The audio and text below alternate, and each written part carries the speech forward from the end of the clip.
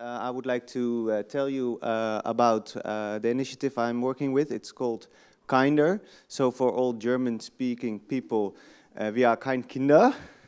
We are kinder, the English way to pronounce it, which means that we try to be more kind, which is in line with the EA thought, of course. And the talk will be about how to nudge Joe Public towards effective giving. Joe Public, the Dutch translation would be Jan Modaal, so the average donor. Who of you have heard of Kinder before? So roughly 1/3. So for that 1/3, maybe you have been introduced by Kinder during EA Global last November in London. We were part of one of the sessions there. And we've also introduced ourselves to the EAGxNetherlands community last January, where we had a nice discussion about how to market ourselves.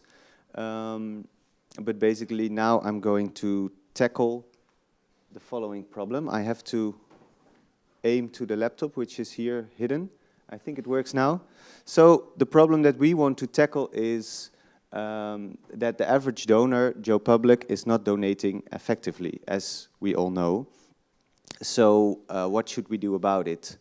And before we even consider what we should do about it, I think that EA practice prescribes that we follow the ITN framework to analyze whether this is a problem even worthwhile investigating. And I have had some interesting discussions about this already yesterday, because we as EAs, we don't tackle every problem that we encounter. We first see whether it's worthwhile.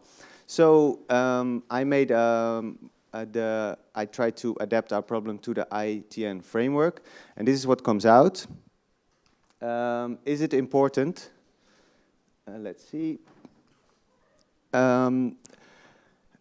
You might seem it's not important because the amount of money spent by the average donor is maybe only a few tens of euros per year or a few hundreds of euros.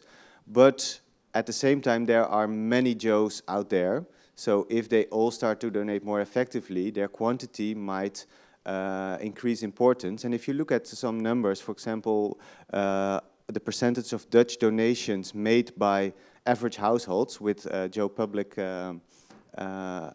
in there, they are accounting for 46% of total donations. And in the United States, which has a more philanthropic culture from high level up to household level, it's even 80%. So these numbers indicate that if all Joes out there will donate more effectively, it is actually an important issue to tackle.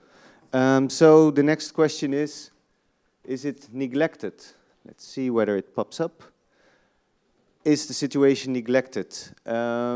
I think it is, because if you look within the EA community about the different target groups, of course we have people focusing on high net worth individuals, like effective giving. There is this organization focusing on poker players, Racing for Effective Giving.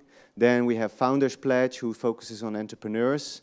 And you might say, well, GiveWell is the one focusing on Joe Public, but that's not entirely true, because I think that GiveWell is accessible for people like you and me who already know a lot about the topic, who understand the ins and outs of the values behind effective altruism, but maybe they account for around 3% of the population, and the other 97% who is not entrepreneurial, not very rich, and also not EA aligned, is also donating, but is not donating effectively. So I think that the problem from the EA perspective is somehow neglected, so that's where Kinder wants to jump in and tackle this issue.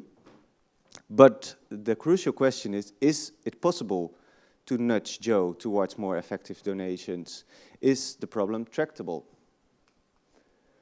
So we don't know yet, because Kinder is a startup. We are just starting our journey towards exploring potential solutions, but at least we know that there is potential, because Duke University, they presented a study last year during EA London about the potential for alignedness with the EA values among the general public. And it seems that over half of the total population could fully align with the principles, but in fact they don't act according to them. But it seems that there is a large potential. They are willing to donate effectively. They only do not because they have certain biases. Of course, there's the warm glow. We all know the warm glow. We have all experienced the warm glow. We know that others who donate refer to the warm glow. But actually, it might stand in the way for effectiveness, because any type of donation might give a warm glow, so we are already satisfied. So why chasing effectiveness once we already feel good? There is the signaling theory. If a society agrees that donating in itself is a nice act and the effectiveness of donating is not so important, it means that others tend to do what the general opinion in society is. So you don't chase effective donations if others do not find it important. Another one that follows from it is undercover altruism. And maybe some of you who already donate significant amounts of money might experience that at a general birthday party you might not brag about it too much.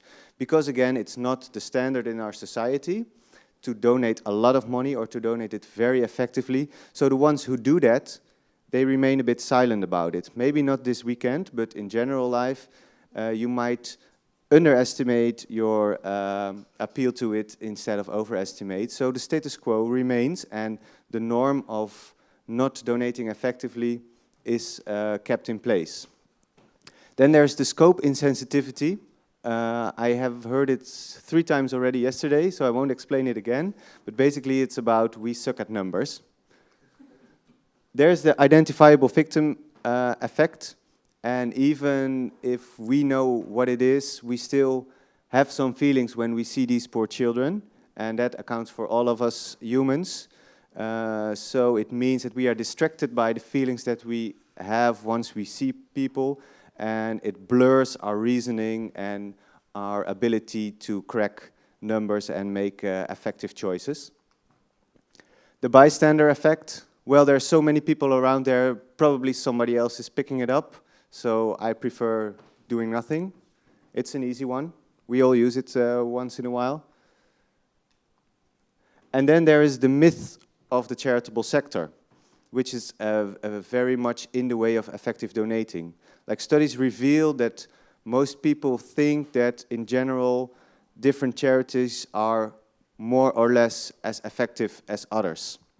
While we all know that it's definitely not the case. It's not even a matter of one being 2 or 3 times as effective. It's about hundreds or even thousands times of effectiveness. But Joe out there, he doesn't have a clue. And another thing that Joe believes is that there is a relation between overhead costs and effectiveness. The lower the overhead costs, the more effective probably he thinks the charity is. And that's also really a myth that stands in the way of effective donations. And then even if you are beyond those biases, you are aware of them, and you think, okay, now I need to find evidence to see which charities are most effective, then you have the so-called evaluability bias. I'm happy that I pronounced it correctly now, because I practiced this a lot. Which basically means that types of interventions that are likely to be measured well in terms of their impact are favored over interventions that might be more effective, but we just don't have a clue whether they are effective because we cannot measure them. And I think that's a bias that is bothering us, because most of the talks of yesterday also related to that.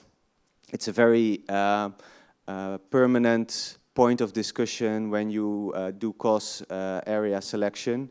You go for the sure things or for the risky things, and people tend to go for the sure things because then at least you know you have some impact, but maybe you miss out on potentially a much larger impact. So even if you dive further past the initial biases, you might still end up doing the wrong thing instead of being the most effective. So it's not only Joe who suffers from these biases, we all suffer from these biases in a larger or lesser extent. Then this is basically an overview of the problems that are in the way of effective donating. So what about the solution? I think our first clue is quite simple. just spread the message. Basically, that has been one of the strategies of the Center of Effective Altruism in their, say, first 2 to 3 years. They went out to mass media to spread the message, but then they found out that the mass media were only picking some highlights without telling the full story.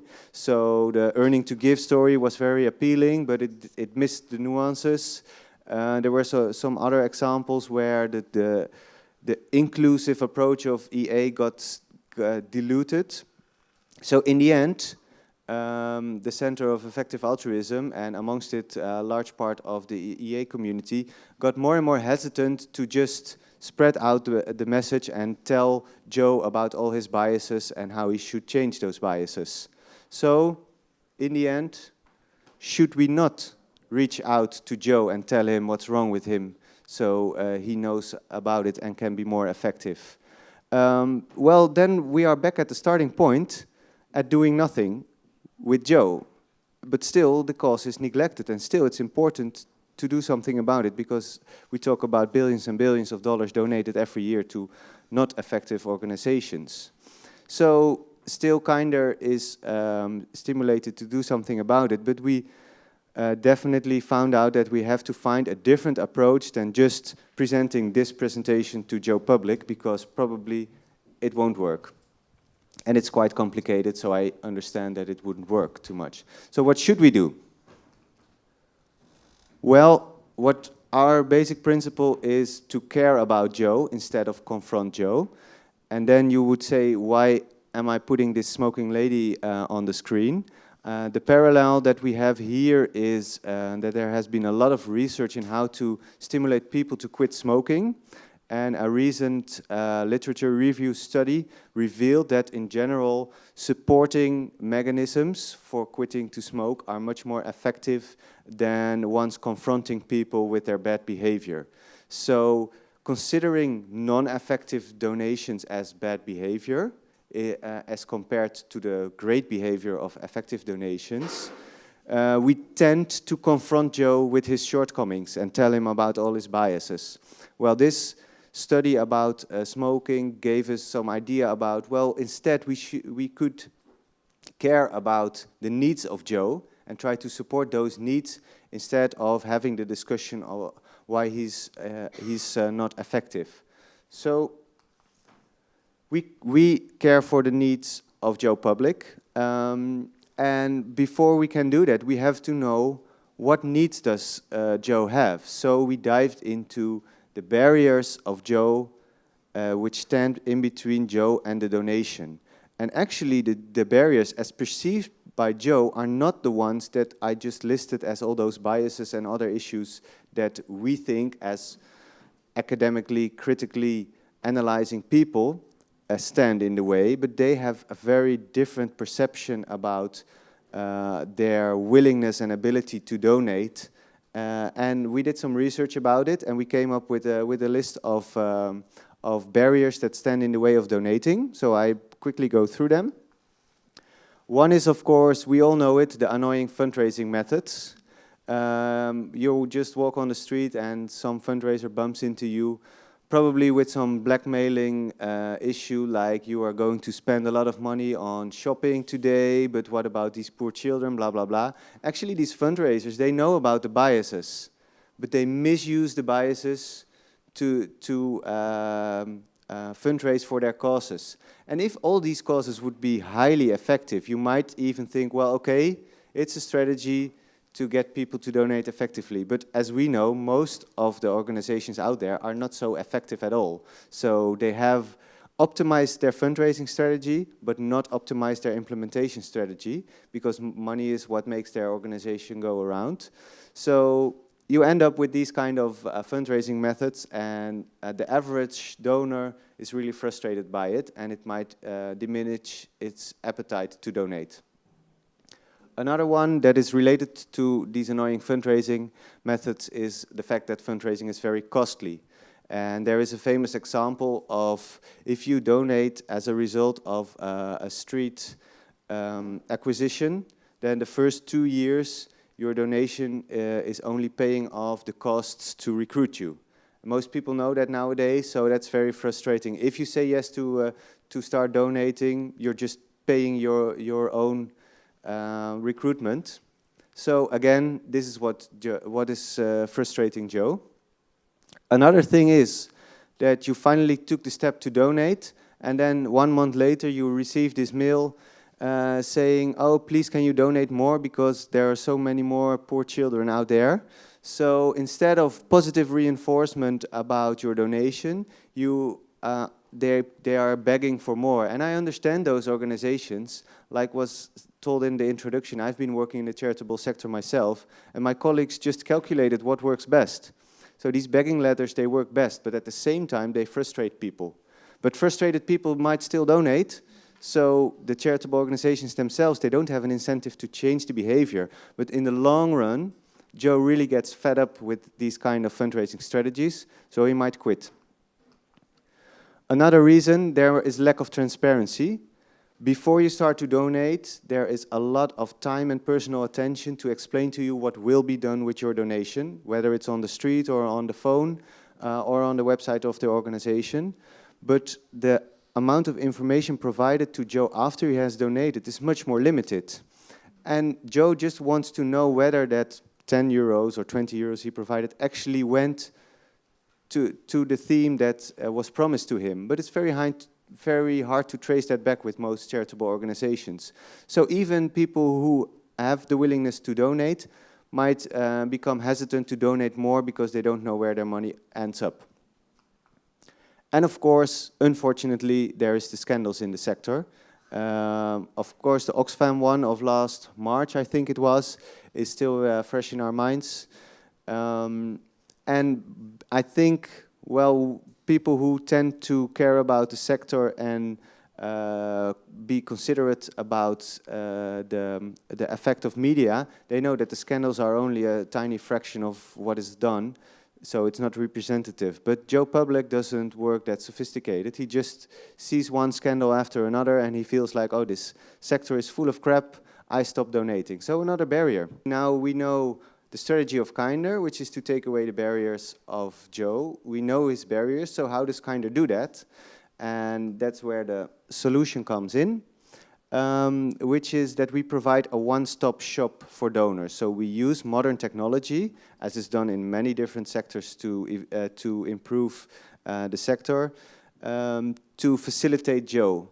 So we provide an overview of organizations, and we don't only focus on their effectiveness, I come to that later, but we just provide a safe and objective platform for Joe to donate to charities. So no strings attached, because the receiving organizations will not receive their contact information. It's a cheap way because all the expensive fundraising methods will not be needed anymore, because everything is packed in our one-stop shop. And we add information about the world of doing good in a media platform. So on the go, we inform Joe about what is done with his donation, how does the sector work, what are the different challenges and things in the sector. So we also educate him. Our main product will be a donation app where you can browse through different charitable organizations and directly donate to them. That one is still under development. But it will look a bit like this.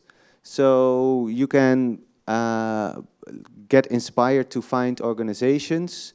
You can see what others donate to, be it experts of a specific cause area, be it your friends.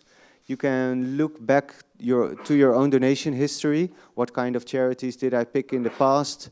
What were the effects of that? So it's really like a full donation portfolio, which some people who frequently donate have back at home. They have some sort of a folder where they put all the information. Well, this is like putting it in one app, which makes it very convenient to browse through and also to select your next steps and to become more aware of your own donation behavior. So far, we are only taking away the barriers of Joe, but we are not yet promoting effectiveness, right? Because we should not forget that all this facilitating Joe and taking away his barriers is just a step towards our end goal, making Joe donate more effectively. So that is where some additional strategies of Kinder come in. One of them, of course, we have to know which charities are more effective than others. And we cannot not just copy-paste the list of GiveWell, because I think at the moment they have only 7 organizations they recommend. And if we present only those 7 to Joe, they will not feel connected with the product, so they will back off. So we decided to lower the bar and have a larger percentage of all organizations which can be donated to. So we assess charities on different parameters of effectiveness, including the effectiveness of the intervention and a cause area analysis. But we do that on the back end. We don't show them upfront to Joe, because as we know now, Joe doesn't care about it. But we ourselves, we know which ones are out. Like the lower half of all organizations is even out, and the upper half of organizations is in the product. But we know that there are ones 100 or even 1,000 times more effective than others, and we will use that information as follows. For example, on our media platform Kinderworld, we deliberately write about the organizations that are more effective. Like our journalistic team makes choices about which organizations to highlight. So we can check our own list of the effectiveness scores, pick out the ones that are most effective and write about them, so that Joe gets confronted with the ones who are more effective without actively having to take all these steps of consideration, the effectiveness himself. Another thing is the appearance in the donation app. It has a sort of a swipe feature, like Tinder. So you can swipe through organizations, and our algorithms can decide which ones appear most. So the mediocre ones, they might not even appear in the swipe function. If you search for them deliberately, you might find them and you might even donate to them. But if you let us decide which ones to pop up, we of course push the more effective ones. And another idea is to make collections of the more effective ones. For example, we will launch GiveWell collection. So if you browse through the different collections of organizations that we have, and you happen to know about GiveWell, or you're interested in effectiveness, you can find the ones that are most effective. So the Joe that is already interested has the opportunity to reach out for the most effective ones. There's also referencing and cross-selling, like big digital organizations like Amazon use, like others also looked at, and we are free to indicate which organizations we put there. We don't put the mediocre ones as references.